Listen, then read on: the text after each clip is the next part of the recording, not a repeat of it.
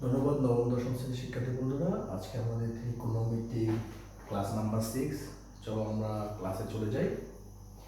আজকে আমরা পড়ব নবম অধ্যায়ের উদাহরণ 5 নম্বর অঙ্কটি।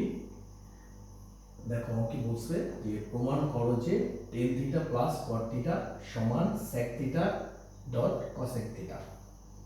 আচ্ছা, এটা হচ্ছে লেফট হ্যান্ড সাইড, এটা হচ্ছে রাইট হ্যান্ড সাইড। এখন আমাদেরকে বলছে যে লেফট হ্যান্ড সাইডটা করে রাইট হ্যান্ড সাইডটা বের করে নিতে।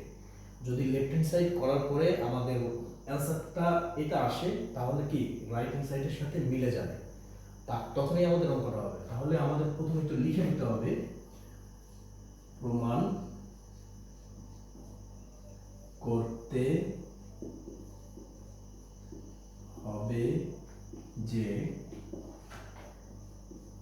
tan theta plus cot theta, এটা হচ্ছে লেফট হ্যান্ড সাইড, সমান sec theta dot cosec theta.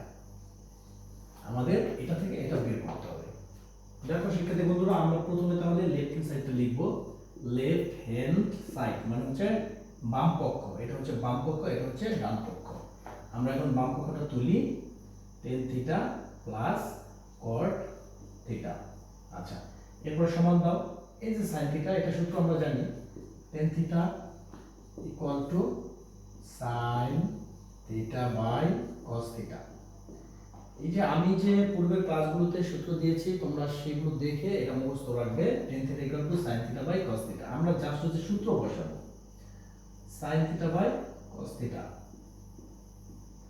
আচ্ছা, এরপর cot থিটা। cot থিটা হচ্ছে, cot থিটার সূত্র হচ্ছে এটা tan থিটার উল্টোটা, তার মানে উপরে আসবে cos থিটা, নিচে আসবে sin থিটা। শিক্ষার্থী বন্ধুরা, দয়া করে তোমরা ক্লাসের আগের ক্লাসগুলো দেখে সূত্রগুলো মুখস্থ করে রাখবে। তাহলে আমরা এখন তাহলে কি করব, cos theta by sin theta সূত্রটা বসাবো। বসালাম। এখন আমরা লসাগু করব। এখানে cos থিটা, এখানে sin থিটা, এটা লসাগু হচ্ছে cos theta dot sin theta. আচ্ছা, এখন দেখো এই যে cos থিটা, এই যে cos থিটা মিলে গেল, থাকলো sin থিটা। তাহলে তার মানে কি sin থিটার সাথে sin থিটা গুণ, sin থিটা গুণন sin থিটা বা ডট, যাই বলো সমস্যা নেই। এই sin থিটা মিলে গেল, তাহলে cos থিটা গুণ cos থিটা গুণ বা ডট cos থিটা। দেখো আমরা করে ফেললাম। এখন আমরা কি করব, দেখো এই যে sin থিটা, এই sin থিটা যদি গুণ করো কি হবে, sin square theta plus cos theta যদি গুণ করো তাহলে কি cos স্কয়ার থিটা। শিক্ষার্থী বন্ধুরা, এই জিনিসটা যদি তোমরা না বুঝে থাকো, আমি তোমাদেরকে একটু বুঝিয়ে দিচ্ছি অঙ্কের বেসিক সিস্টেম করার জন্য। যেমন sin থিটা গুণ sin থিটা আমরা যদি গুণ করি, এটার মতো হবে। যেমন a গুণন a আমরা 6 7 8 যে করছিলাম, a গুণন a, তার মানে কি এটা পাওয়ার থাকে 1, এটা পাওয়ার থাকে 1। এখন a দিয়ে a কে যদি গুণ করি হবে a2। ঠিক তেমনি sin theta into sin theta হবে sin স্কয়ার থিটা, কারণ কি এখানে একটা পাওয়ার, এখানে এক পাওয়ার, তার মানে এক এক যোগ হবে।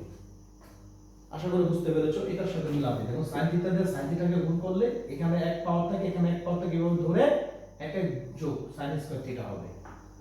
এভাবে বুঝে নিতে পারো। অথবা sin থিটা দিয়ে sin থিটা গুণ করলে sin square theta, cos theta দিয়ে cos থিটা গুণ করলে cos স্কয়ার থিটা। তাহলে নিচে থাকলো cos থিটা গুণন বা ডট sin থিটা।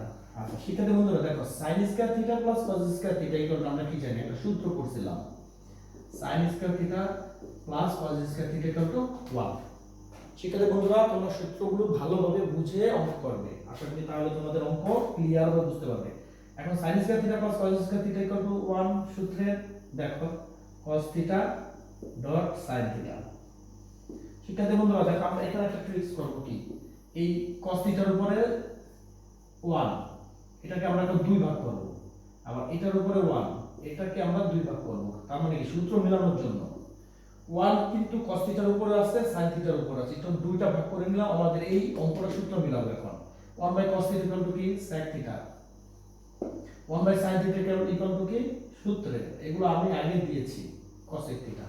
দেখো তো শিক্ষার্থী বন্ধুরা, লেফট হ্যান্ড সাইড থেকে আমাদের কিন্তু রেজাল্ট এটা চলে আসছে। তার মানে এটা এখন রাইট হ্যান্ড সাইড, মানে লেফট হ্যান্ড সাইড থেকে আমরা রাইট হ্যান্ড সাইড বের করছি। এখন তাহলে আমাদের অঙ্কে কি হবে, left hand side equal to right hand side proof. কেন এটা প্রুফ হবে স্যার? এখানে বলছে প্রমাণ করতে। প্রমাণ করতে বললে আমরা প্রমাণিত লিখবো, মানে ইংলিশে প্রুফ। আর যদি দেখাতে বলে তাহলে ইংলিশে লিখবো, বাংলায় লিখবো দেখানো হলো, ইংলিশে লিখবো শোড। আশা করি শিক্ষার্থী বন্ধুরা তোমরা বুঝতে পেরেছো। ইনশাআল্লাহ পরবর্তী দিয়ে আমরা আবার আরেকটা অঙ্ক নিয়ে চলে আসবো। এখন তোমরা টোটাল এই অঙ্কটা একটু ভালোভাবে দেখবে, 2 দিন বাদ দেখবে, আশা করি তাহলে তোমাদের বুঝতে অনেক সহজ হবে। এখানে সূত্রের দ্বারা, সূত্রগুলো কিন্তু সামনে সুন্দর করে বুঝিয়ে দিয়েছি। আশা করি তোমাদের বুঝতে তেমন কষ্ট হবে না। সবাই ভালো থেকো, ইনশাআল্লাহ পরবর্তী ক্লাসে আবার দেখা হবে।